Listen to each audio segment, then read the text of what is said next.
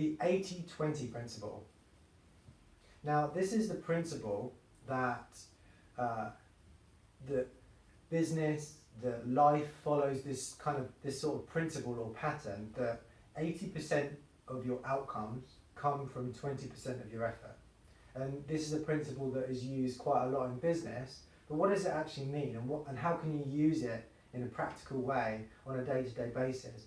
I'm a huge believer that principles are great, but they're only as great as their implementation. So it's about you taking a great concept, and then it's about you applying that in your life and in your business on a consistent basis, and turning that insight into a habit. And then it's through those habits on a consistent period, over a consistent period of time, that enable you to create a powerful change in your life.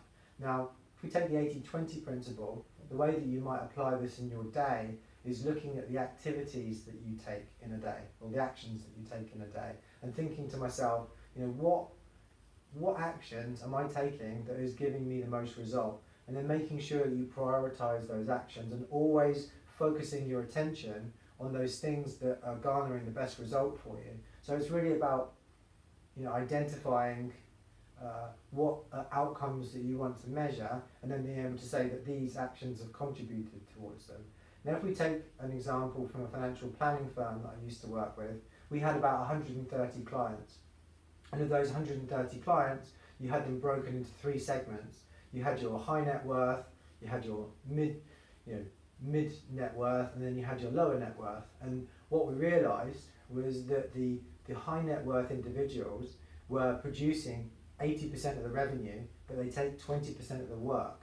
So therefore, conversely to that, the ones at the bottom were producing 20% of the revenue or less, and they were producing 80% of the work. So what we realized is by getting really good at analyzing data in the company and getting really clear on what our segments were and breaking them up by asset value, which is what we broke them up by, and the income that they're producing, we could then target and focus our attention on where most of our revenue is coming from, and then look to, in the future, build those clients that are producing the most revenue for as minimal work as possible. And that's great business, right? You want to get as much outcome for as little input as possible. Now, where the 80-20 principle becomes really powerful is when you apply it in your life on a consistent basis in all areas. So in business, you might look at your client bank and think about where's your profits coming from.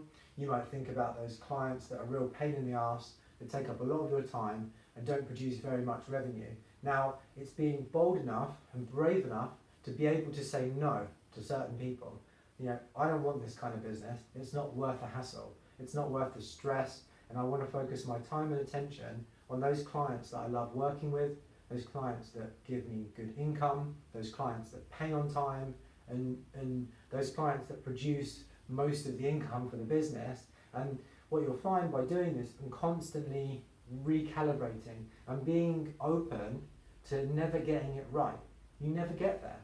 It's a continuous improvement. Like if we take the philosophy of Kaizen, when applied to the 80-20 principle, that tells us that we need to be doing this stuff on a consistent basis, constantly questioning ourselves, constantly questioning the way that we're working, and constantly evaluating how we're operating in life to make sure that we're getting the maximum outcome for the minimum input. So how could you apply the 80-20 principle today in your day and in your business this week?